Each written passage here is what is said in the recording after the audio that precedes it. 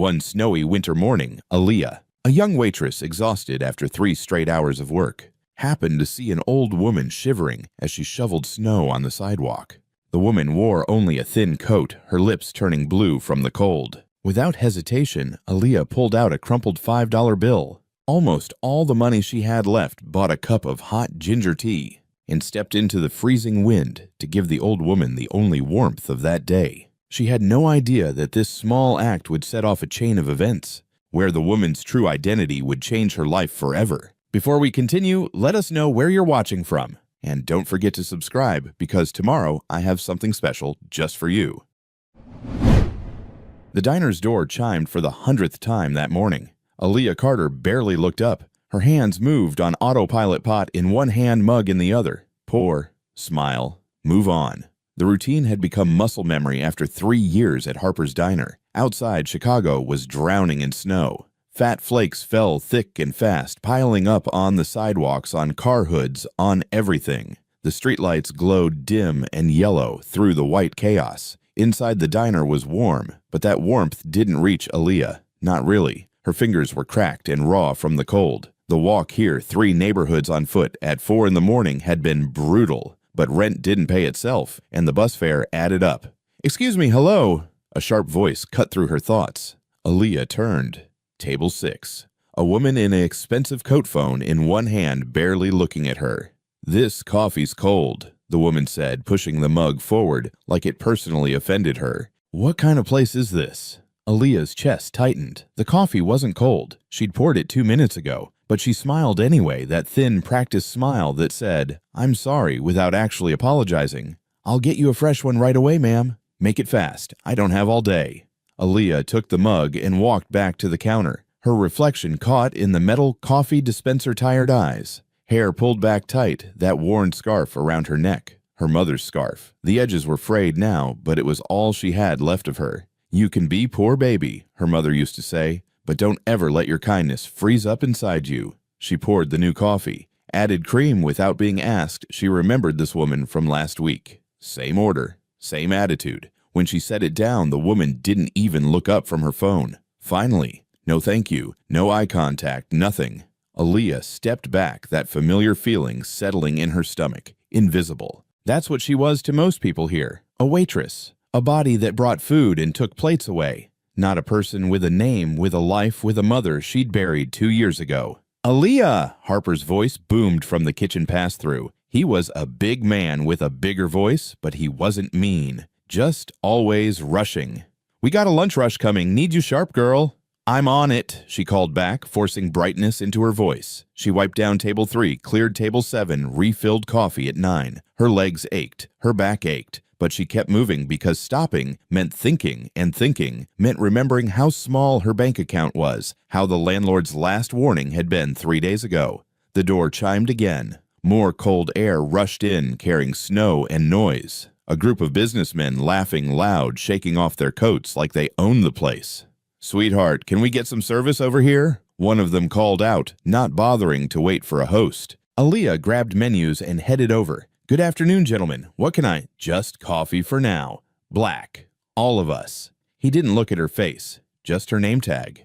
"Coming right up." As she walked away, she heard one of them mutter, "Service is slow here." She'd been there for 10 seconds. Her hands shook slightly as she grabbed the coffee pot. Not from anger, she couldn't afford anger. From exhaustion.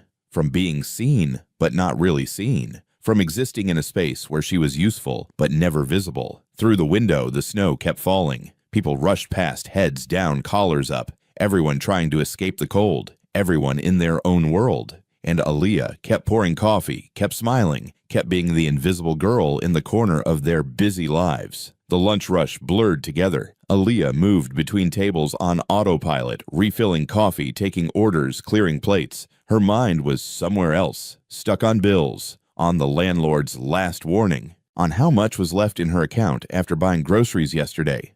$43. That's it. Until Friday.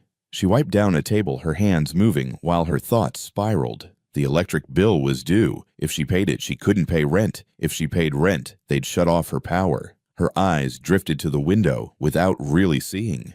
just staring out at the white blur of falling snow, the gray shapes of people passing by. Then she saw her. An old woman stood on the sidewalk across the street, bent over a snow shovel. Her coat was thin, too thin, the kind you'd wear on a cool autumn day, not in the middle of a Chicago blizzard. She moved slowly, scraping snow from the sidewalk in front of a closed shop. Snow kept falling. The pile she'd cleared was already filling in again. Aaliyah watched a man in a business suit approach. He saw the old woman, stepped wide around her, didn't slow down. Then a young couple. They laughed at something on a phone, nearly bumped into the woman, and the guy said something sharp. The old woman stumbled back. They kept walking. Aaliyah orders up. She blinked, pulled herself back. "Coming!" But her eyes drifted to the window again as she picked up plates. The old woman was still there, still shoveling.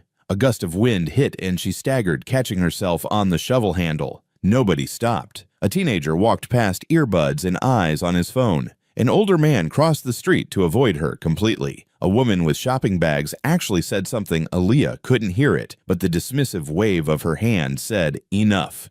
Get out of my way." The old woman bent down to pick up something, a scarf that had fallen. Before she could grab it, someone's boot landed right on it. They didn't notice, just kept walking, grinding it into the slush. Aaliyah's chest went tight. "Em, you good?" She turned. Harper stood at the counter looking at her with raised eyebrows. "Yeah, She gestured toward the window. "That woman out there, she's been shoveling in this cold for—" "Not our problem, kid." Harper's voice wasn't mean, just practical. He'd seen too much to get involved in everything. "You got tables." "I know, but—" "Table 6 wants their check. Table 9 needs ketchup." Aaliyah nodded. She grabbed the ketchup bottle, delivered it with a smile she didn't feel printed the check for table 6. But she kept looking out that window. The old woman had moved further down the sidewalk now, still shoveling, still alone. A delivery truck rumbled past, spraying slush. It hit her. She turned away, wiping her face with her sleeve. Not one person stopped to ask if she was okay. Snow can be cold, Aaliyah thought, but people are colder. She remembered her mother, working as a custodian at that office building downtown, coming home with stories about how people talked over her, walked past her, treated her like furniture. "They don't see us, baby," her mother had said once, sitting at their kitchen table with swollen feet. To them, we're just part of the scenery. That old woman outside, she was scenery too. Something to step around, something in the way. Aaliyah's hands clenched around the coffee pot. A businessman pushed through the diner door, shaking snow from his coat.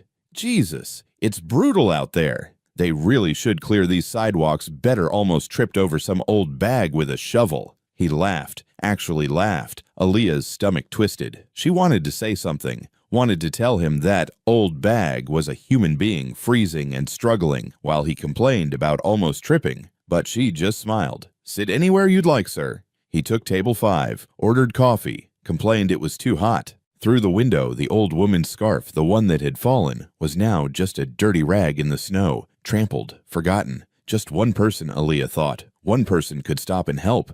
One person could change this. She looked around the diner, warm, full. People eating, laughing, scrolling through phones. Outside, an old woman worked alone in the freezing cold, and the world just kept moving. Aaliyah set down the coffee pot. Her hand went to the scarf around her own neck, her mother's scarf, the last thing she had to remember her by. Her mother would have stopped. Her mother would have done something. "Harper!" Her voice came out steadier than she felt. "I need to take 5 minutes." He looked up from the grill. "Now, we're slammed. 5 minutes, please." Something in her face made him pause. Then he sighed. 5, that's it."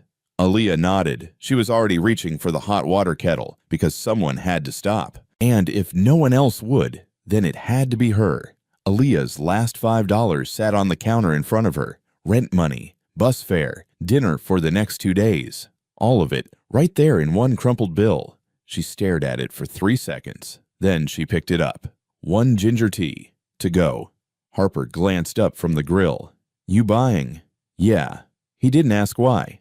Just made the tea, hot water, fresh ginger, a squeeze of lemon honey. The kind of drink that warmed you from the inside out. Aaliyah wrapped her hands around the paper cup. Heat seeped through to her cold fingers. She grabbed her thin jacket from the hook. "You're going out there." Harper stared at her like she'd lost her mind. "In this 5 minutes, you said?" "Aaliyah." but she was already pushing through the door. The cold hit her like a fist. Wind tore through her jacket, cut straight through to her bones. Snow stung her face. Her breath came out in white clouds. God, it's freezing. Across the street, the old woman had stopped shoveling. She leaned against the building wall, shoulders hunched, trying to catch her breath. Aaliyah's feet crunched through the snow. Each step felt harder than the last. The wind pushed against her. Her fingers were already going numb around the cup. Just keep walking. Just get there. A car rushed past spraying slush. Some of it hit her jeans. The cold soaked through immediately. She kept going. The old woman looked up as Aaliyah approached. Her face was weathered, lined with age and exhaustion. Her lips had a blue tint. Her hands shook even though they were wrapped around the shovel handle. "Ma'am." The woman blinked, confused. People didn't stop. People didn't talk to her. "I brought you this." Aaliyah held out the cup. "It's ginger tea. Still hot. Please drink it." The old woman stared at the cup like it might disappear if she reached for it. I don't have money to. It's not for sale." Aaliyah pressed it into her hands. "It's a gift. It's cold out here. Dangerous cold. You need to warm up." The woman's fingers wrapped around the cup. Her whole body seemed to relax at the heat. "Why would you?" Her voice cracked. "Nobody ever." "Everyone deserves to be seen," Aaliyah said quietly. "Everyone deserves to be cared for." The old woman's eyes filled with tears. She brought the cup to her lips with trembling hands and took a sip. Then another. Steam rose between them, a small cloud of warmth in the frozen air. "Thank you," the woman whispered. "So few people. They just walk past, like I'm not even here." Aaliyah knew that feeling, lived it every single day in that diner.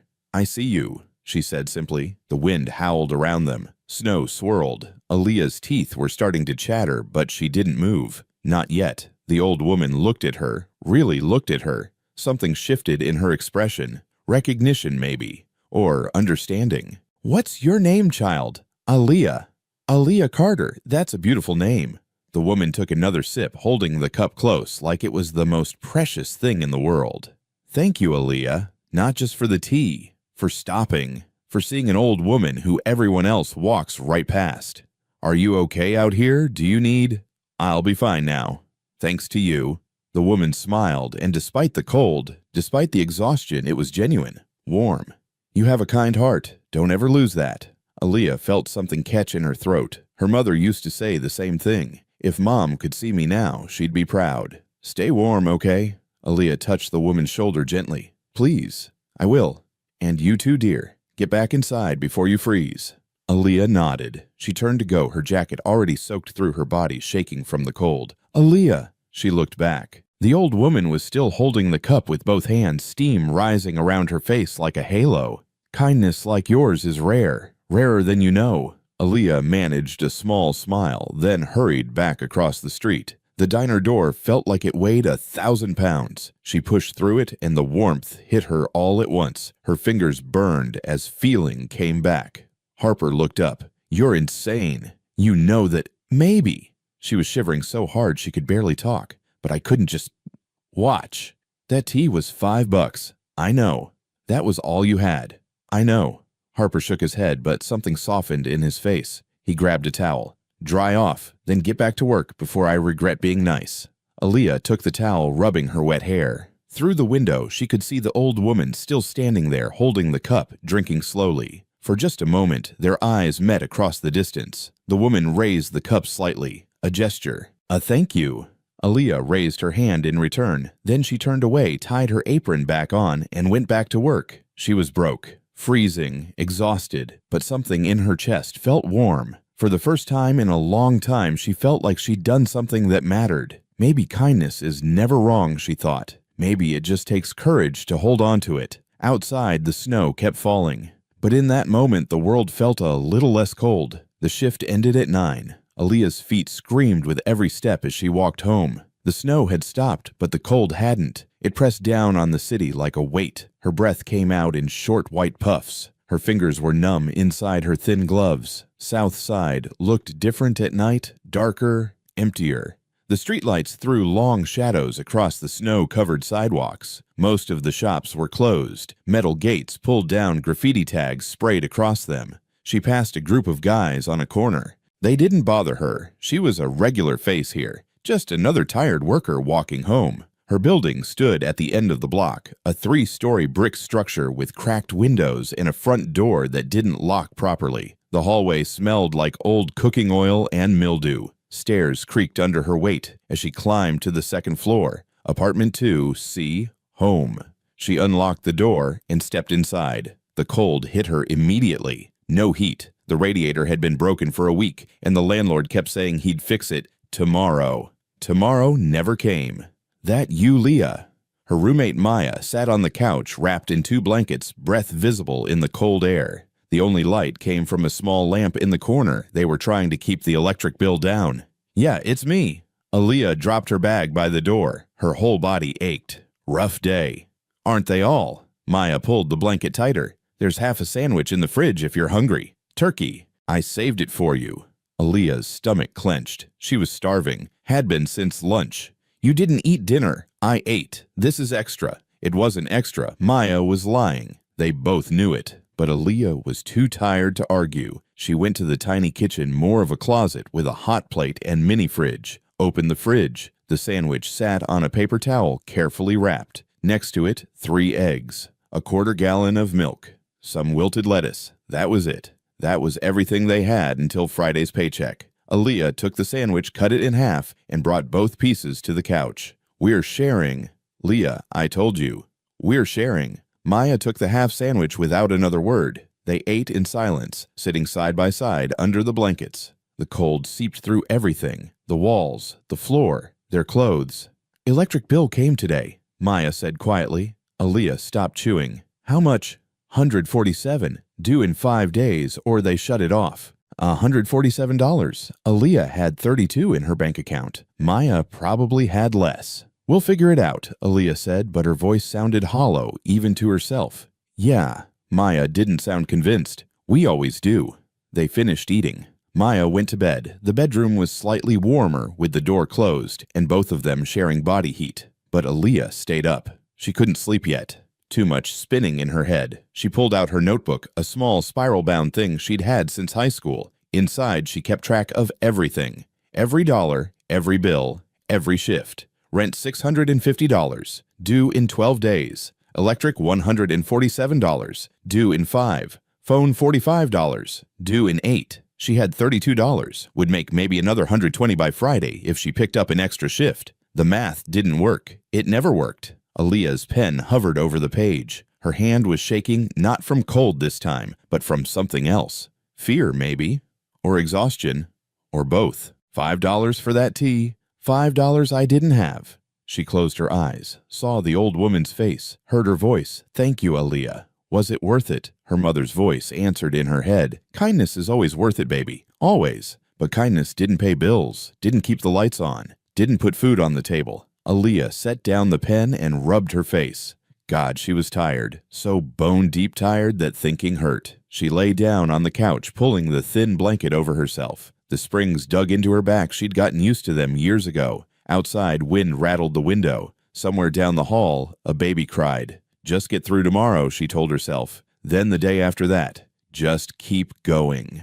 Sleep came slowly, dragging her down into restless dreams of snow and cold and empty pockets. The sound woke her. Something sliding under the door. A soft scraping noise. Aaliyah's eyes opened. The room was dim, early morning light filtering through the dirty window. She checked her phone. 5:47 a.m. She sat up, confused. Who would? Footsteps in the hallway. Heavy. Deliberate. Moving away. Down the stairs.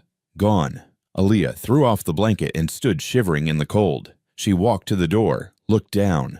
A white envelope lay on the floor. Her heart started beating faster. She picked it up, turned it over. Thick paper. Expensive. The kind you'd use for a wedding invitation or something official. Her name was written on the front, in elegant script, Miss Aaliyah Carter. No return address, no stamp. Hand-delivered at dawn.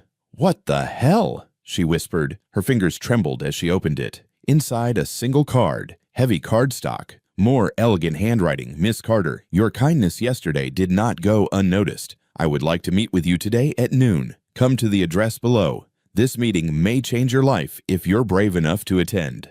The choice is yours. EW, below that an address, downtown near Millennium Park, the fancy part of the city where Aaliyah never went because everything cost too much. She read it twice, 3 times. The words didn't change. This meeting may change your life. Aaliyah's hand shook. Who was EW? How did they know her name? How did they know where she lived, the old woman? It had to be. But that didn't make sense. That woman had been shoveling snow in threadbare clothes. She'd looked like she had nothing. Unless… No way, Aaliyah breathed. That's crazy. But what else could it be? Leah Maya appeared in the bedroom doorway, squinting. Why are you up so early? Aaliyah held up the card. Someone just slid this under our door. What? Maya was awake now. She crossed the room, took the card. Read it. Her eyes went wide. Holy shit! What is this? I don't know. This address, this is downtown. Like expensive downtown. Maya looked at her. Who do you know with this kind of money? Nobody. Then who's EW? I think it might be that woman, the one I gave the tea to yesterday. Maya stared at her. The homeless lady shoveling snow. She wasn't homeless, I don't think. I mean, maybe she was testing people or something. Aaliyah knew how it sounded. Insane. Like something from a bad movie. Testing people. Maya's voice was flat. Leah, this is Chicago. People don't test other people with kindness experiments. They scam them. But what if it's real? What if it's not? Maya grabbed her shoulders. What if you show up and it's some creep or a human trafficking thing or…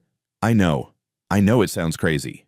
It doesn't sound crazy. It sounds dangerous. Maya's grip tightened. Please don't go. Aaliyah looked at the card again. The handwriting was beautiful, careful. The paper felt real, solid, not some cheap printout. This meeting may change your life. God, she wanted her life to change. Wanted it so badly it physically hurt. Wanted to stop counting pennies, stop choosing between food and heat, stop being invisible. But Maya was right. This could be anything. A trap, a scam, something worse. I need to think about it, Aaliyah said finally. There's nothing to think about. Don't go. Maya, promise me you won't go. Aaliyah pulled away gently. I have to get ready for work. Leah, I'll be careful. I promise. She went to the bathroom, closed the door, and leaned against it. Her reflection stared back from the cracked mirror, tired eyes, worry lines too deep for 27. The card sat on the sink edge, white and pristine against the stained porcelain. If you're brave enough to attend. Her mother's voice whispered in her memory. Miracles only come to people brave enough to believe in them, baby. But you gotta be smart too. Brave and smart. Brave and smart. Could she be both? Aaliyah splashed cold water on her face. She had 7 hours to decide. 7 hours to choose between playing it safe and taking the biggest risk of her life. Outside, the city was waking up. Car engines, distant sirens, the rumble of the train. And somewhere out there, someone was waiting to see if Aaliyah Carter would show up. If she was brave enough. If she was desperate enough. If she still believed that kindness could matter in a world that had given her every reason not to. Aaliyah stood in front of the building at 11:53 a.m. Her heart hammered so hard she could feel it in her throat. The address had led her here, a glass tower in the loop, all steel and shine. The kind of building she'd only ever seen from bus windows. Wells Foundation was etched into the marble entrance in gold letters. She'd almost turned back 3 times on the train ride over. Maya's warning still rang in her ears. But something stronger pulled her forward. Curiosity, hope, desperation, maybe all 3. The lobby was enormous. Marble floors so polished she could see her reflection. A massive chandelier hung from the ceiling like frozen light. Everything smelled like money and leather and something floral she couldn't name. A security guard sat behind a desk. He looked up as she approached, taking in her worn coat and secondhand boots. "Can I help you?" His tone said she didn't belong here. "I'm here to see…" Aaliyah pulled out the card. "EW, I have an appointment at noon." The guard's expression changed immediately. He straightened. "Miss Carter." "Yes, Miss Wells is expecting you. Take the elevator to the 18th floor. Someone will meet you there." Miss Wells. So EW was a woman. That confirmed it, the old woman from yesterday. It had to be. Aaliyah's hands were sweating as she crossed to the elevator. The doors opened with a soft chime. She stepped inside, pressed 18. The doors closed and the floor dropped out from under her. The elevator was so smooth she barely felt it move. Soft music played. The walls were mirrored. She caught sight of herself, nervous eyes, cheap clothes, that scarf around her neck. She didn't belong here. The doors opened on the 18th floor. A woman waited, mid-50s, perfectly tailored suit, sharp eyes behind designer glasses. "Miss Carter, I'm Patricia Miss Wells' executive assistant. Please follow me." They walked down a hallway lined with abstract art.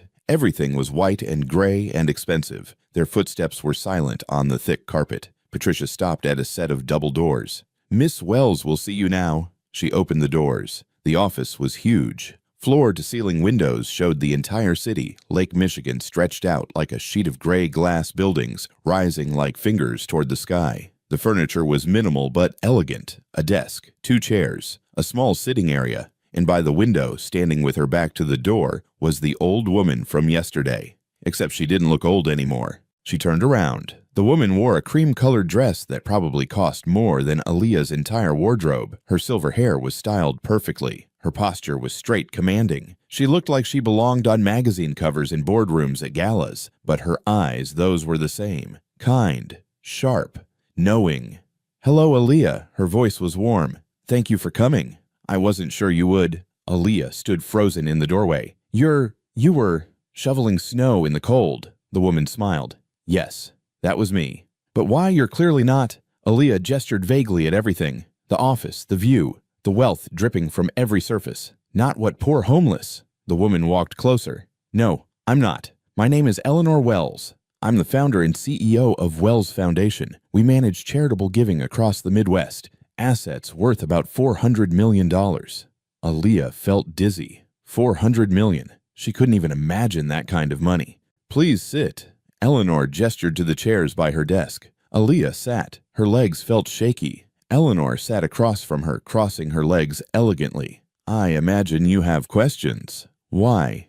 The word burst out. "Why were you out there? Why did you test me?" Test is a harsh word. Eleanor's expression softened, but not entirely inaccurate. "Let me tell you a story, Aaliyah, about a woman who built an empire but lost herself in the process." She stood, walked to the window. The city spread out below them. "I started this foundation 30 years ago. My husband had just died, cancer, very sudden. We had no children. He left me everything, a fortune neither of us had expected."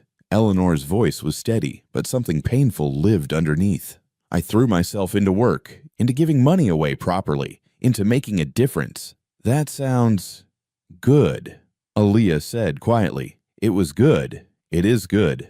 But somewhere along the way, I forgot something important." Eleanor turned to face her. "I forgot what it felt like to be human, to be vulnerable, to need help and not receive it." She walked back, sat down again. "I have everything, Aaliyah. Money, power, respect. People line up to meet with me, to ask for funding, to kiss up and flatter and pretend to care about me personally." Her jaw tightened. "But they don't see me. They see my bank account, my influence, my ability to make their problems disappear with a checkbook." Aaliyah thought about the diner, about being invisible to customers who only saw a waitress. "I have spent 3 decades meeting with people who claim to care about helping others," Eleanor continued. "They come with presentations and proposals and promises. They wear expensive suits and use impressive words. They tell me exactly what I want to hear." She leaned forward. "But I never know if they mean it. I never know if their kindness is real or if it's just another performance for my money." "So you went out there to find out," Aaliyah said slowly, "to see who would help someone who couldn't do anything for them in return." "Exactly." Eleanor's eyes locked on hers.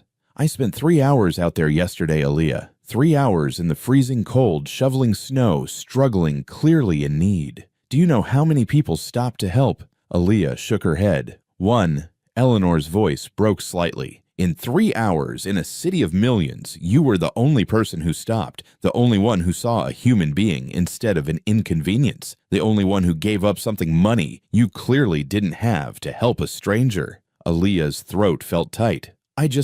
I couldn't watch anymore. Everyone was ignoring you. They ignore people like that every day. People like your mother was, I imagine."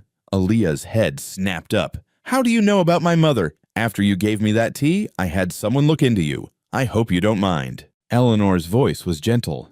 "Your mother, Grace Carter, Worked as a custodian for 15 years. Died 2 years ago from a heart condition she couldn't afford to treat properly. She raised you alone after your father left, taught you to be kind despite how hard life was. Tears burned Aaliyah's eyes. Hearing someone say her mother's name, acknowledge her existence, treat her like she'd mattered, it hurt in a way she hadn't expected. She sounds like she was an extraordinary woman, Eleanor said softly. She was. Aaliyah's voice cracked. She was invisible too, just like me, just like you were yesterday. But you saw me, just like you saw your mother, just like you see everyone. Eleanor stood and walked to a cabinet. She pulled out a leather folder, brought it back to the desk. I've spent 30 years looking for someone to help me run this foundation, someone who understands what it means to struggle, someone whose kindness isn't a strategy or a performance, someone real. And she opened the folder. Inside were documents, papers with official-looking seals. I'm 72 years old, Aaliyah. I don't have forever, and I refuse to leave my life's work to someone who only sees dollar signs. Eleanor looked at her directly. I want to offer you a position, assistant to the CEO. You'll work directly with me, learn how we operate, help decide where our money goes and who we help. Aaliyah's mouth went dry. I don't understand. I'm a waitress. I don't have a degree. I don't know anything about... You know the most important thing. Eleanor's voice was firm. You know what it's like to need help. You know what it feels like to be overlooked. And you still chose to be kind when you had every reason not to be. But there must be hundreds of people more qualified. Qualified. Eleanor's laugh was sharp. I've hired qualified people for 30 years. They know spreadsheets and tax codes and grant proposals. But they've never had to choose between buying food or paying rent. They've never been invisible. They don't understand the people we're supposed to help. She pushed the folder toward Aaliyah. This foundation gives away millions of dollars every year to homeless shelters, food banks, community programs, medical clinics. We're supposed to help people who need it most. Don't you think someone who's lived that life should have a say in how we do it? Aaliyah stared at the folder. Her hands trembled. I know this is overwhelming, Eleanor said gently. Take your time. Read the offer. Think about it. But know this. Aaliyah, yesterday, you gave me something I haven't had in years. You gave me hope that good people still exist, that kindness isn't extinct, that someone out there still cares about strangers in the cold. She reached across the desk and placed her hand over Aaliyah's. You reminded me why I started this work in the first place, and I want you to help me remember every single day going forward. Aaliyah looked up. Eleanor's eyes were wet. I'm not offering you a job, Eleanor said quietly. I'm offering you a purpose, a chance to help thousands of people who are exactly where you were yesterday, who are scared and struggling and wondering if anyone sees them. The words hit Aaliyah like a wave. She thought about her mother, about every shift at the diner, about every time she'd been treated like furniture, about Maya shivering under blankets because they couldn't afford heat. If Mom could see this. She whispered. She can, Eleanor said. I believe that, and I think she'd be incredibly proud of the woman you've become. Aaliyah wiped her eyes. Can I really do this? I don't want to mess it up. I don't want to let you down. The fact that you're worried about that tells me everything I need to know. Eleanor smiled. You'll learn. I'll teach you. And more importantly, you'll bring something to this work that no amount of education can provide. You'll bring heart. Aaliyah pulled the folder toward her, opened it. The top page showed a salary number that made her dizzy. $65,000 per year. More than double what she made at the diner. More than she'd ever imagined earning. That's just starting, Eleanor said, with benefits, health insurance, retirement, everything you need. Health insurance. Aaliyah thought about her mother dying because treatment cost too much. She couldn't form words. Emotions crashed through her disbelief, hope, fear, joy, everything at once. You don't have to answer today, Eleanor said. Take the weekend, think it over, talk to people you trust, then let me know Monday. But Aaliyah was already shaking her head. I don't need time. Eleanor raised an eyebrow. Yes. Aaliyah's voice grew stronger. Yes, I'll do it. I want to do this. I want to help. I want to matter. Eleanor's smile transformed her entire face. She stood, came around the desk, and pulled Aaliyah into a hug. You already matter, she whispered. You always have. Now the world is going to know it too. Aaliyah hugged her back, tears streaming down her face. All the exhaustion and fear and struggle of the past 2 years poured out in that embrace. When they pulled apart, Eleanor wiped her own eyes, laughing. Look at us. Two women crying in a corner office. Very professional. Aaliyah laughed too, a real laugh, the first genuine one she'd had in months. When do I start? She asked. Monday, 9 a.m. Patricia will have everything ready for you. I need to give notice at the diner. Already taken care of. I'll make sure Harper is compensated for the inconvenience, and I'll send something extra for your regular customers, the ones who were kind to you. Aaliyah thought of the few regulars who'd learned her name, who'd left decent tips, who'd treated her like a person. Thank you, she breathed. No, Eleanor's voice was firm. Thank you for stopping, for caring, for reminding me that kindness still exists in this world. She walked Aaliyah to the door. One more thing, Eleanor said. That scarf you wear. Your mother's. Aaliyah's hand went to it automatically. Yes, never take it off. Not here, not anywhere. It reminds you where you came from. And that matters more than any degree or qualification. Eleanor's eyes shone. Your mother raised you right, Aaliyah. She gave you something rare and precious, a kind heart in a cruel world. Don't ever lose that. I won't, Aaliyah promised. She left the office in a daze, rode the elevator down, walked out into the cold Chicago afternoon. The city looked different. The same buildings, the same streets, the same snow, but different somehow, full of possibility instead of threat. She pulled out her phone and called Maya. Leah, are you okay? Where are you? I'm downtown. I went to the meeting. What I told you. Maya. Aaliyah's voice was steady, calm, happy. It was real. It was all real. I got a job, a real job, at a foundation, with salary and benefits and… Wait, what? Slow down. We can pay the electric bill, Aaliyah said and started laughing. We can pay rent. We can buy groceries. Real groceries. We can fix the radiator. Maya was silent for a long moment. Then, are you serious? Completely.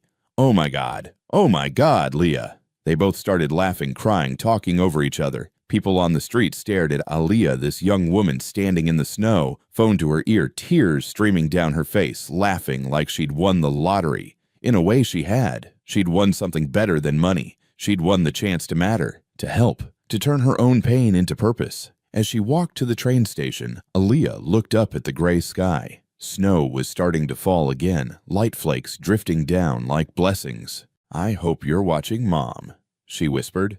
I hope you're proud. The wind picked up cold, but not cruel, and somewhere in that wind, Aaliyah felt her answer.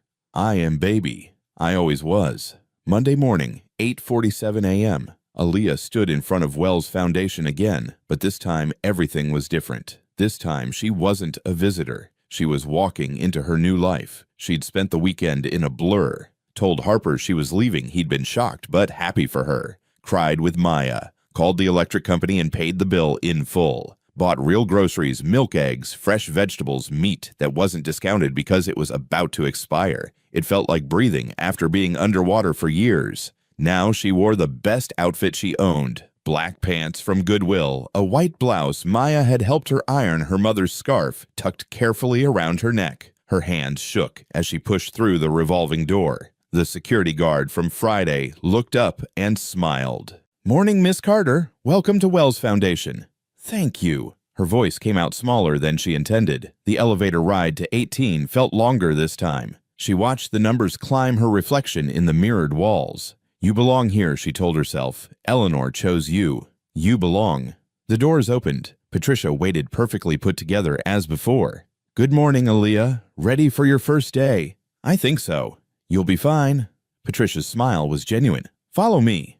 They walked past Eleanor's office to a smaller room down the hall. It had a window, not as big as Eleanor's, but real, and filled with natural light. A desk with a computer, a bookshelf, a small plant in the corner. This is your office, Patricia said. Aaliyah stopped breathing.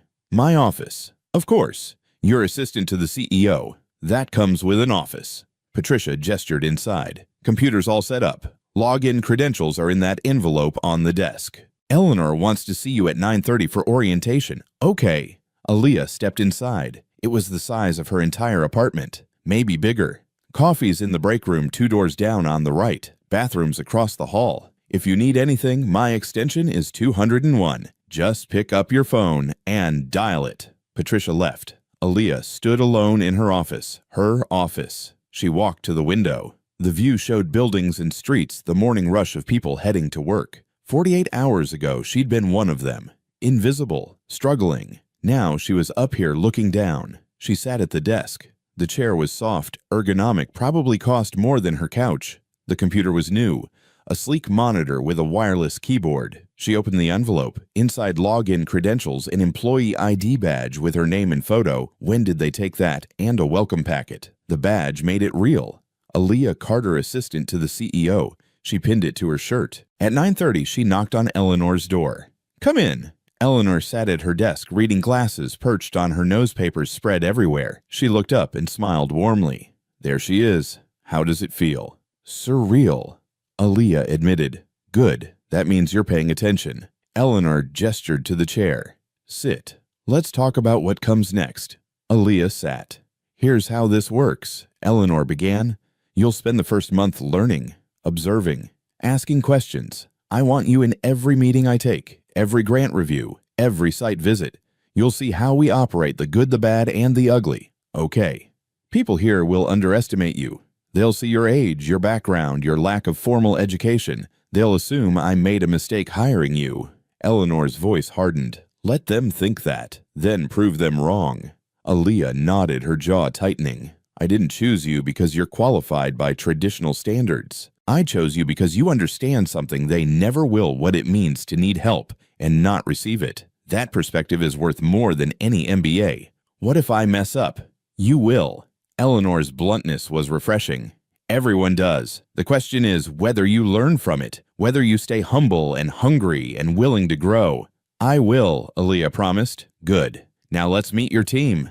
Eleanor stood. Aaliyah followed her down the hall to a conference room. Inside, 5 people sat around a table. 3 women, 2 men, all dressed professionally, all looking successful and accomplished. They looked up as Eleanor entered. Their eyes slid to Aaliyah with thinly veiled curiosity and judgment. "Everyone, this is Aaliyah Carter. She's my new assistant and will be working closely with me on all foundation business." "Aaliyah, meet the team." Eleanor went around the table. Marcus, Director of Grant Programs. Lisa, Chief Financial Officer. Jennifer, Communications Director. David, Operations Manager. And Rachel, Director of Community Outreach. They each nodded, polite smiles that didn't reach their eyes. "Aaliyah comes from a different background than most of you." Eleanor continued. "She's going to bring a fresh perspective to our work. I expect all of you to support her as she learns."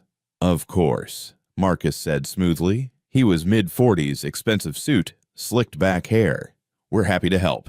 Though I'm curious, what's your educational background, Aaliyah?" The question was a test. Everyone in the room knew it. "High school diploma," Aaliyah said clearly. "I've been working in service industry for the past 9 years." A flicker of something surprised disdain crossed Marcus's face. "Interesting choice, Eleanor. Unconventional. The best choices usually are." Eleanor's tone left no room for argument. "All right, everyone, back to work. Aaliyah and I have a busy day." As they left the conference room, Aaliyah heard whispers behind them. She couldn't make out words, but the tone was clear. "Who does she think she is? Why did Eleanor hire her? She doesn't belong here." "Ignore them," Eleanor said quietly as they walked. "Their opinions don't matter. Results do." But as the day progressed, Aaliyah realized ignoring them wouldn't be easy. She sat in on a grant review meeting. Marcus presented proposals from various organizations requesting funding. His language was technical, full of jargon and acronyms Aaliyah didn't understand. "The ROI on this youth mentorship program is questionable," Marcus said, flipping through papers. "Their overhead costs are at 32%. Industry standard is 25 or below. I recommend we pass." "What about outcomes?" Aaliyah asked quietly. Everyone turned to look at her. "I'm sorry." Marcus's tone was icy. "You mentioned costs, but what about outcomes? What results have they achieved? That's factored into ROI, return on investment. I know what ROI means." Aaliyah's voice stayed level. "But sometimes numbers don't tell the whole story. What are they actually doing for the kids in the program?" Marcus's jaw tightened. "According to their metrics, graduation rates improved by 15%, college enrollment by 12%, recidivism down 8%. That sounds good," Aaliyah said. "The costs are still too high. Maybe the costs are high because they're doing it right, because they actually care about the kids instead of just checking boxes." Silence fell over the room. Marcus stared at her like she'd slapped him. Eleanor leaned back in her chair, a small smile playing at her lips. Interesting point, Aaliyah. Marcus, pull more detailed outcome data. Let's review it again next week before we decide. Marcus's face flushed red. Of course. After the meeting, as people filed out, Marcus stopped next to Aaliyah's chair. A word of advice, he said quietly. You might want to learn how things work here before questioning processes that have been in place for years. I'm not questioning the process. I'm questioning whether we're measuring the right things. His eyes went cold. You've been here for 4 hours. I've been poor for 27 years. That's a different kind of education. He walked away without another word. Aaliyah sat alone in the conference room, her heart pounding. She'd just made an enemy on her first day. Maybe that was stupid. Maybe she should have kept quiet, learned the ropes first. But she thought about those kids in the mentorship program. Kids like she'd been. Kids who needed someone to fight for them, not just calculate their cost-benefit ratio. Eleanor appeared in the doorway. That was ballsy, she said. Was it wrong? No, it was honest and necessary. Eleanor sat down next to her. Marcus is good at his job, but he's been here too long. He's forgotten that numbers represent human lives. You just reminded him. He hates me now. He'll get over it, or he won't. Either way, you were right to speak up. Eleanor's hand rested on Aaliyah's shoulder. This work isn't about being liked. It's about being effective, about making sure money goes to the right places for the right reasons. Sometimes that means asking uncomfortable questions. I don't want to be the troublemaker. You're not the troublemaker. You're the truth teller. There's a difference. Eleanor stood. Come on, I want to show you something. They took the elevator down to the parking garage. Eleanor's car was a modest sedan. Aaliyah had expected something flashier. Where are we going?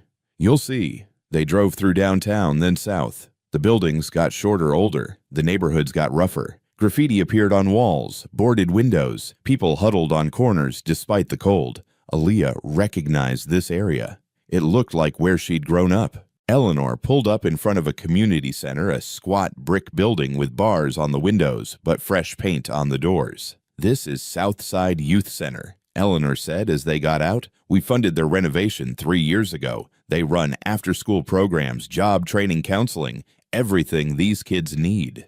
Inside the center buzzed with life. Kids everywhere playing basketball in the gym, doing homework at tables, talking with counselors. The walls were covered with bright murals and motivational posters. A woman approached, mid-30s, warm smile, tired eyes. Eleanor, you didn't tell me you were coming. Surprise visit, Keisha. This is Aaliyah, my new assistant. Aaliyah, meet Keisha Monroe. She runs this place.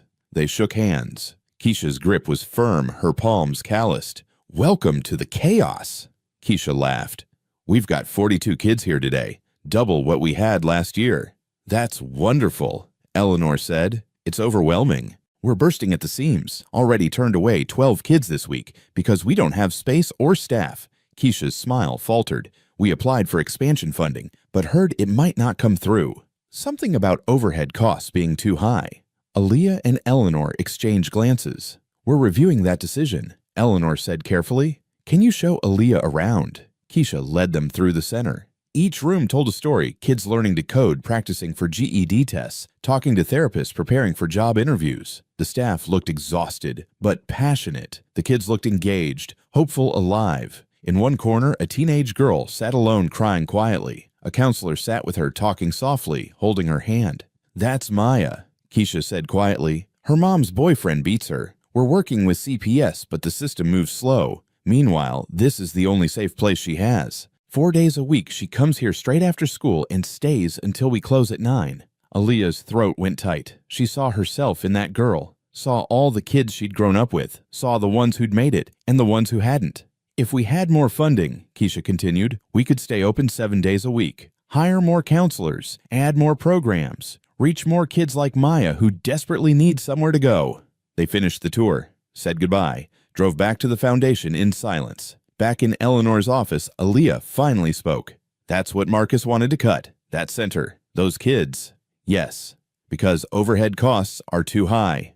Yes, but Keisha's only asking for enough to keep the lights on and staff paid. That's not overhead. That's the bare minimum to function. Eleanor smiled. Now you're beginning to understand the problem. People like Marcus look at spreadsheets. You look at Maya crying in the corner with nowhere else to go. Both perspectives matter, but yours matters more. Why? Because you remember what it's like to be Maya. Marcus never will. Aaliyah thought about the grant review meeting, about Marcus dismissing the program because numbers didn't align perfectly. I want to fight for that funding, she said. Then fight for it. Build your case. Gather evidence. Present it at next week's meeting. Show Marcus, show everyone why this matters. What if I fail? Then you learn and try again, but my money's on you succeeding. Eleanor's eyes sparkled. You've got something Marcus and the others don't. You've got fire. Use it. That night, Aaliyah stayed late in her office. She read through Southside Youth Center's proposal 3 times, pulled outcome data, looked at testimonials from kids and families, built a presentation that told the story behind the numbers. Patricia poked her head in at 7. You're still here? Yeah, working on something. Eleanor told me you went to Southside today. That place does good work. It does, and it might not get funded. Patricia leaned against the doorframe. Can I give you some advice? Please. Marcus has been here for 12 years. He's smart, connected, and used to getting his way. If you go up against him, it won't be easy. I know. But, Patricia smiled slightly, Eleanor didn't hire you to be easy. She hired you to shake things up. So shake them up. Just be ready for the consequences. What kind of consequences? The kind where people either respect you or try to push you out. There's usually not much middle ground. After Patricia left, Aaliyah sat in the quiet office, looking out at the city lights. She thought about her first day, about Marcus's hostility, about Maya crying in that community center, about her mother working herself to death while people looked through her like glass. She pulled out her phone and texted Maya. First day was intense. Made some enemies, but I think I'm doing the right thing. Maya responded immediately. You always do the right thing. That's who you are. Proud of you, Leah. Aaliyah smiled. She looked at her computer screen, the presentation half-finished data scattered across multiple windows. All right, Mom, she thought. Let's show them what kindness with backbone looks like. And she got back to work. The week passed in a blur of learning and challenges. Aaliyah attended meetings where people spoke in acronyms and assumed everyone understood complex financial structures. She sat through budget reviews that made her head spin. She read grant proposals until her eyes burned. But she also visited 3 more community organizations, met families who relied on Wells Foundation funding,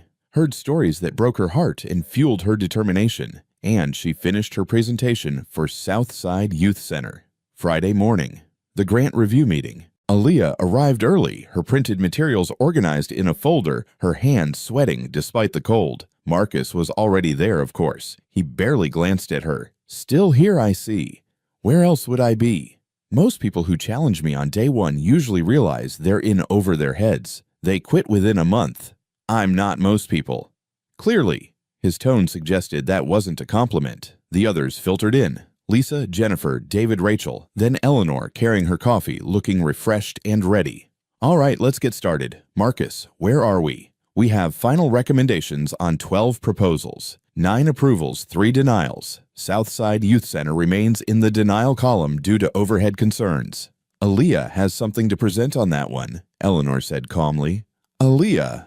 Every pair of eyes turned to her. Marcus's expression could have frozen water. Aaliyah stood. Her legs felt shaky, but she locked her knees, kept her voice steady. I visited Southside Youth Center on Monday. I met the director, the staff, and the kids they serve. I've also reviewed their proposal outcome data and comparable programs in the area. She distributed her handouts. What I found was that calling their costs overhead misrepresents what they're actually doing. Marcus leaned back. The numbers speak for themselves. Let me speak for the numbers then. Aaliyah pulled up her first slide on the screen. Yes, 32% of their budget goes to operational costs, but let's break that down. 12% is staffing. They employ counselors, teachers, and security. Kids in this neighborhood need all 3. 10% is facility maintenance. Keeping a building safe and heated in Chicago winters isn't cheap. The remaining 10% covers utilities, insurance, and supplies. She clicked to the next slide. Now let's look at outcomes. Last year, Southside served 87 kids regularly. Of those, 94% stayed in school. 78% improved their grades. 41 graduated high school in a neighborhood where the dropout rate is 60%. 22 enrolled in college or trade programs. 8 got full-time jobs with livable wages. Jennifer leaned forward. Those are strong numbers. They are. But here's what matters more. Aaliyah's voice grew stronger. I met a girl named Maya. She's 15. Her home life is dangerous. South Side is the only safe place she has 4 days a week. If we don't fund them, they can't stay open 7 days. Maya and kids like her have nowhere to go on the days the center's closed. That's anecdotal, Marcus said dismissively. We can't make funding decisions based on individual stories. Why not? Aaliyah turned to him. Aren't individual stories exactly what we're supposed to be impacting? Isn't that the point of all this?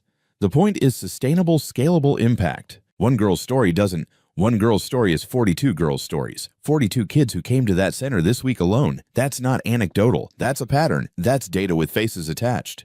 The room was silent. Aaliyah clicked to her final slide, a simple comparison chart. Here are 3 other programs we funded this year. All have overhead costs between 28 and 35%. None were questioned. None were denied. The only difference between them and Southside is that Southside serves a poorer neighborhood and doesn't have fancy presentations or board members with connections. Marcus's face went red. That's not, isn't it? Aaliyah kept her voice level. Look at the data. Same cost structures, similar outcomes, different neighborhoods, different decisions. Eleanor spoke for the first time. Marcus, do you have a response? He shuffled papers, jaw tight.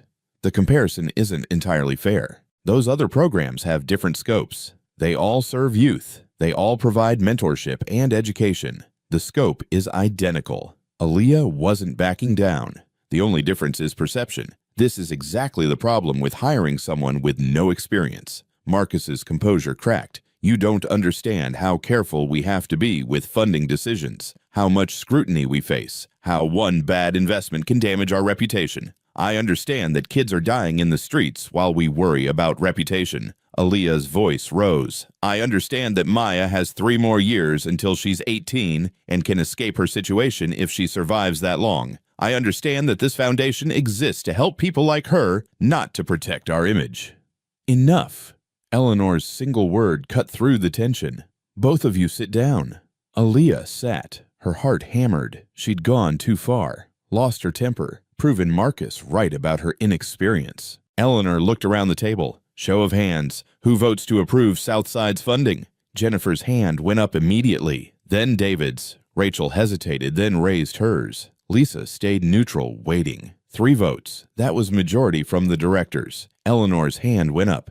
I vote yes as well. Motion passes. Southside gets their funding. Full amount requested plus a 10% increase to expand hours. Marcus stood abruptly. This is a mistake. Noted.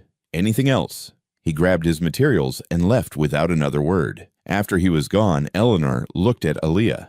That was intense. I'm sorry. I shouldn't have.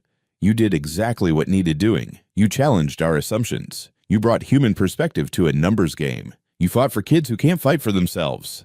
Eleanor's expression softened. That's why you're here. Jennifer spoke up. For what it's worth, I thought your presentation was solid. You made a good case. Thank you. But Marcus isn't going to forget this. He doesn't handle being challenged well. I figured. After the meeting ended and everyone left, Eleanor gestured for Aaliyah to stay. Close the door. Aaliyah did. Her stomach churned. Eleanor studied her for a long moment. How do you feel? Honestly, terrified. I just made a powerful enemy on my first week. Yes, you did. But you also just saved a program that helps dozens of kids. You proved you have backbone, and you showed the other directors that new perspectives matter. Eleanor smiled. I'd say that's a successful first week. Marcus hates me. Marcus is threatened by you. There's a difference. He's been the smartest person in the room for a long time. Now someone's questioning him, and he doesn't know how to handle it. What if he tries to push me out? Let him try. Eleanor's voice turned steel. I hired you, Aaliyah. I believe in you. And as long as you keep doing what you did today, bringing heart and truth to this work, you have my full support. Aaliyah felt tears prick her eyes. Thank you. Don't thank me yet. This job is going to be hard. People will underestimate you, judge you, try to make you feel like you don't belong. You'll have to prove yourself over and over. I know. But if you stay true to why you're here, if you remember that kid crying in the corner, that mother working herself to death, that old woman shoveling snow while people walk past, you'll be fine." Aaliyah nodded, throat too tight to speak. "Go home. Rest this weekend. Monday, we start round 2. Aaliyah left the office exhausted, but oddly energized. She'd survived her first week, made waves, made enemies, but also made a difference. In the elevator down, she caught her reflection in the mirrored walls. She looked tired, but also alive, purposeful. Her phone buzzed. A text from Keisha at Southside Eleanor just called. "We got the funding. Full amount plus more. Thank you for fighting for us. For these kids. You're an angel." Aaliyah leaned against the elevator wall, reading the message 3 times. She thought about Maya, about having somewhere safe to go 7 days a week now, about 42 kids who'd keep having a refuge. Not an angel, she texted back, just someone who remembers what it's like. Outside, snow was falling again, but this time when Aaliyah stepped into it, she didn't feel the cold as sharply. She had a purpose now, a place where her voice mattered, where her past wasn't baggage but perspective. She pulled her mother's scarf tighter and walked toward the train station, a small smile on her face despite everything. 1 week down, a lifetime of work ahead. But for the first time in years, Aaliyah Carter felt like she was exactly where she belonged. 6 months passed. Aaliyah learned fast. She attended workshops on nonprofit management, read books on philanthropy and social impact, shadowed each department head to understand how the foundation operated. But more importantly, she kept visiting communities, kept meeting the people Wells Foundation served, kept bringing their stories back to the boardroom. Marcus continued to resist her. Their meetings often became battlegrounds, him armed with data and precedent, her armed with stories and moral clarity. Sometimes he won, sometimes she did. Eleanor let them fight it out, intervening only when necessary. "You balance each other," Eleanor told them once after a particularly heated debate. "Marcus keeps us financially sound. Aaliyah keeps us human. I need both." It was grudging respect at best, but it was something. The other directors gradually warmed to her. Jennifer started copying her on key communications. David invited her to operations meetings. Rachel asked her opinion on community outreach strategies. Lisa remained professionally distant but fair. Aaliyah settled into the rhythm of the work, started feeling less like an imposter and more like she belonged. But something still nagged at her. One evening in late autumn, she sat in Eleanor's office after everyone else had gone home. "What's on your mind?" Eleanor asked, looking up from her paperwork. "I've been thinking about last winter, about how you went out in the cold to test people's kindness." "What about it?" "You found one person in 3 hours. One out of hundreds who walked past." Aaliyah leaned forward. "That's not okay. That's not how it should be." "No, it's not. But that's the world we live in. What if we could change it?" The idea had been forming for weeks, growing stronger. What if we could create a program that encouraged people to help each other, especially during winter when it's most dangerous? Eleanor set down her pen, interested. "What kind of program?" Aaliyah pulled out her notebook. She'd been sketching ideas, doing research, building a framework. It's winter again. In 2 months, it'll be brutal cold, just like last year. Homeless populations are growing. Elderly people living alone. Day laborers working outside. They're all at risk. She flipped pages. What if Wells Foundation launched a winter kindness initiative? We distribute warm drinks, blankets, hand warmers, basic supplies to people who need them. But we don't just do it ourselves. We recruit volunteers, businesses, schools, community groups. We make it a movement. Eleanor listened, her expression unreadable. Aaliyah continued, words tumbling out faster now. We set up distribution points in high-need areas, train volunteers, partner with shelters and community centers, create an app where people can report someone who needs help, and we dispatch volunteers. Make it easy for people to do what I did, stop and help." That's ambitious. I know. Maybe too ambitious for my first major project, but I didn't say it was too ambitious. I said it was ambitious. There's a difference. Eleanor smiled. "Keep going. We call it Warm Hearts Initiative. Focus on Chicago this winter as a pilot. If it works, expand to other cities next year. The goal isn't just to distribute supplies, it's to rebuild the idea that we look out for each other, that kindness matters, that no one should be invisible." Aaliyah stopped, suddenly self-conscious. "Is that stupid too idealistic?" "It's exactly right." Eleanor's voice was thick with emotion. "It's what I hoped you'd bring to this foundation. Not just helping people, but changing how we think about helping, making it normal again, expected. So you think it could work? I think it's brilliant, and I think you should lead it. Aaliyah's heart leaped. Really? Really? You conceived it. You understand why it matters. You'll fight for it when things get hard. Eleanor opened her laptop. Let's look at budget. What do you need? They spent the next 2 hours planning. Eleanor asked sharp questions, poked holes in the logistics, pushed Aaliyah to think bigger and more strategically. But her enthusiasm never wavered. Present this to the board next week, Eleanor said finally. Full proposal, budget breakdown, implementation timeline. If they approve it, we launch December 1st. That's only 6 weeks away. Then you'd better get moving. Aaliyah worked like she'd never worked before. She built partnerships with homeless shelters, soup kitchens, community centers, recruited volunteers from colleges and corporations, designed the supply distribution system, created the app with help from a tech company that donated the development. Marcus predictably opposed it. This is outside our normal scope, he argued at the board meeting. We fund existing organizations. We don't run programs directly.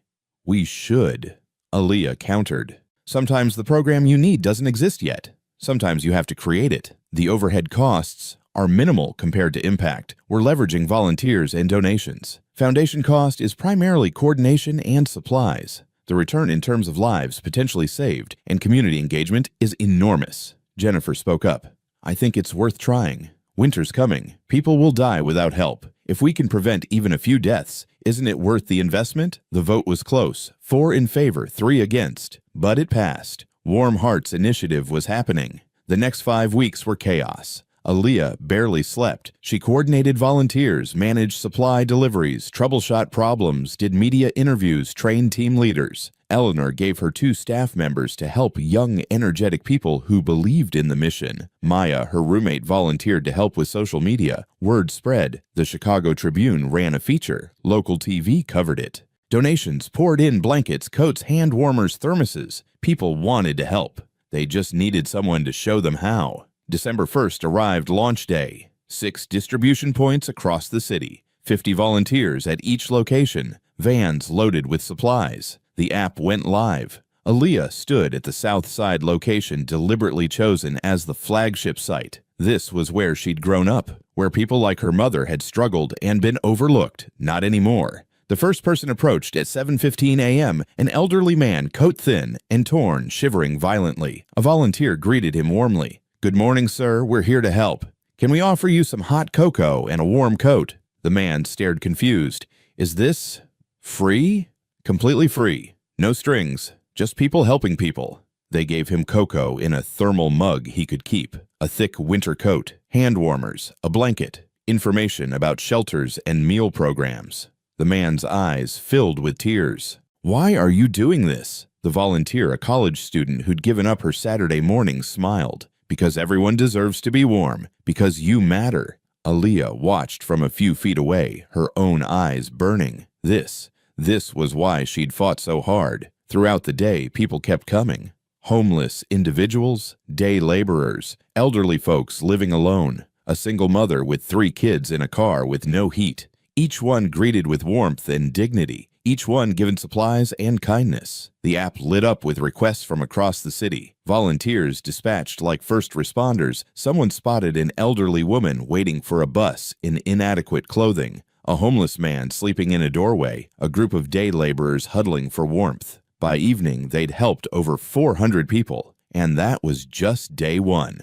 Eleanor showed up around 6 p.m. just as volunteers were packing up. She walked through the site talking to volunteers, looking at the remaining supplies. Then she found Aaliyah, who was coordinating the next day's schedule. How do you feel? Eleanor asked. Exhausted, overwhelmed, happy. Aaliyah gestured at the scene around them. Look at this. All these people who chose to spend their Saturday helping strangers. You built this. You made it happen. We made it happen. You believed in it, funded it, supported it when Marcus tried to kill it. Eleanor's smile was soft. Remember last winter when I stood in the cold and only 1 person stopped? Yeah. Today, 300 people stopped. 300 volunteers gave their time. Businesses donated supplies. The whole city is paying attention. Eleanor's voice cracked. You didn't just help people today, Aaliyah. You reminded everyone that kindness still exists, that we're not alone, that we can take care of each other. Aaliyah hugged her, both of them, crying right there on the South Side street, while volunteers packed up around them. "Thank you," Aaliyah whispered, "for seeing me, for giving me this chance. Thank you for being worth seeing, for proving me right." Eleanor pulled back, wiping her eyes. "Your mother would be so proud." "I hope so. I know so." Winter deepened. Warm Hearts Initiative ran 7 days a week through February. They helped over 8,000 people, distributed 15,000 coats, 20,000 blankets, uncounted hot drinks and meals, connected hundreds to permanent housing and services. But the numbers weren't what mattered most. What mattered was the shift in culture. People started noticing those in need instead of looking away. The app had a feature where anyone could report someone who needed help, and people used it. Strangers checking on strangers, the idea spreading like warmth through a cold city. Marcus never fully came around, but even he had to admit the program was successful, and when budget time came, he didn't oppose continued funding. Media coverage brought national attention. Other cities reached out. Could they replicate the program? Would Wells Foundation help them start their own chapters? Eleanor tasked Aaliyah with expansion planning. By next winter, Warm Hearts would be in 5 cities. Within 3 years, 20. One night in late February, Aaliyah sat in her office, still surreal to think of it as her office, looking out at the snowy city. She'd come so far in 1 year. From invisible waitress to nonprofit leader, from struggling to survive to helping thousands survive. Her phone buzzed, a text from an unknown number. "This is Keisha from Southside Youth Center. Maya, the girl you met, just got accepted to Northwestern. Full scholarship. She wanted you to know. You helped make that possible." Aaliyah stared at the message, tears streaming down her face. She thought about chain reactions, about how 1 cup of warm tea had led to all of this. How stopping for one old woman had changed hundreds of lives, thousands, if you counted all the people helped by Warm Hearts. Her mother's voice echoed, "Kindness costs nothing, baby, but it changes everything." She'd been right. One small act, one moment of choosing to see instead of ignore. That's all it took. Aaliyah pulled out her notebook and started writing ideas for the next initiative, because this was just the beginning. There was so much more to do. So many more people to help. But tonight she let herself feel proud, feel successful, feel like she'd honored her mother's memory in the best way possible, by proving that kindness wasn't weakness, it was power. The power to change the world one warm heart at a time. 1 year later, December again. Snow fell on Chicago, thick and heavy, just like it had 2 years ago. But this time, Aaliyah didn't trudge through it exhausted and freezing. She drove through it in a modest car, nothing fancy but reliable and warm. So much had changed. Warm Hearts Initiative was in 12 cities, now helping tens of thousands. Wells Foundation had doubled its community programs. Aaliyah had been promoted to Director of Community Impact, the youngest director in the foundation's history. She'd moved to a small apartment in a better neighborhood. Nothing luxurious, but safe and heated. Maya still lived with her. Aaliyah had paid off their old debts and helped her roommate enroll in nursing school. Eleanor had become like family, a mentor, a friend, a second mother. They had dinner together every week, talked about work and life and everything in between. But today was special. Today was the 2-year anniversary of that moment when Aaliyah had stopped to help a stranger in the snow. She'd planned something, a surprise for Eleanor. At noon, she picked Eleanor up from the office. "Where are we going?" Eleanor asked as they drove south. "You'll see." They ended up at Southside Youth Center. It looked different now, expanded, renovated, thriving. Wells Foundation had funded a major upgrade. The building practically glowed with fresh paint and new windows. Inside, the place was packed. Kids everywhere, volunteers helping them, staff coordinating programs. Keisha met them at the door, grinning. Right on time. "What's going on?" Eleanor asked. "Come see." They walked to the main assembly hall. Inside, it was decorated with banners and balloons, folding chairs set up theater style, and sitting in those chairs dozens of people. Kids' parents, staff, volunteers, people whose lives had been touched by Wells Foundation, by Warm Hearts Initiative, by the ripple effects of One Kind Act 2 years ago. "What is this?" Eleanor whispered. Aaliyah guided her to a seat in the front row. Then she walked to the small stage. "Thank you all for coming," she said into the microphone. Her voice only shook slightly. 2 years ago today, I was a waitress barely scraping by. I saw an old woman struggling in the snow, and I did something simple. I gave her a cup of warm tea. She looked at Eleanor. That woman was Eleanor Wells. She'd gone out into the cold to test whether kindness still existed, whether anyone would help a stranger who couldn't help them back. Murmurs of understanding rippled through the crowd. That one small act changed my life. Eleanor gave me a job, a purpose, a chance to matter. But more importantly, she taught me that kindness isn't just about individual moments. It's about creating systems that make kindness possible, that make caring for each other the norm instead of the exception. Aaliyah gestured to the crowd. Everyone in this room has been touched by that philosophy, by the programs we've built together, and today we want to say thank you. One by one, people came to the microphone. Maya, the teenager from Southside, now a college freshman, talked about how the center saved her life, how having somewhere safe to go kept her alive until she could escape her situation. A homeless veteran described receiving a coat and blanket from Warm Hearts, then being connected to housing services. He had an apartment now, a job, stability. A single mother talked about the winter assistance program that kept her family fed and warm during her hardest months. An elderly man spoke about the volunteer who checked on him weekly after he was spotted struggling to shovel his walk. That volunteer became a friend. He wasn't alone anymore. Story after story, life after life, each one connected back to that moment 2 years ago, to one cup of warm tea, to one woman's test and one girl's compassion. By the time they finished, Eleanor was openly crying. So was Aaliyah. So were half the people in the room. Then Keisha brought out a large covered frame. She pulled off the cloth, revealing a plaque, the Eleanor Wells and Aaliyah Carter Community Center, built on the belief that everyone deserves to be seen, to be helped, to be valued. Dedicated December 2027, this building, this place that's helped hundreds of kids exists because of both of you, Keisha said, because Eleanor tested the world's kindness, because Aaliyah answered that test, and because together you built something that makes kindness sustainable. The room erupted in applause. After the ceremony, after hugs and thank yous and photos, Eleanor and Aaliyah sat alone in Keisha's office. You did all this, Eleanor asked. We did all this. You started it by taking that risk, by going out in the snow. I found one kind person. You turned that into a movement. No. Aaliyah's voice was firm. You turned it into a movement by investing in me, by believing that my perspective mattered, by giving me the tools and platform to make change. And they sat in comfortable silence for a moment. I'm stepping down next year, Eleanor said suddenly. Aaliyah's head snapped up. What? I'm 74. I've been doing this for 30 years. It's time. Eleanor's smile was peaceful. And I know exactly who should take over as CEO. Eleanor, you. It should be you. I'm not ready. I'm too young, too inexperienced. You're exactly ready. You've proven yourself 1,000 times over. You understand this work in ways I never could, and you have the vision to take the foundation into the future. Aaliyah felt tears building again.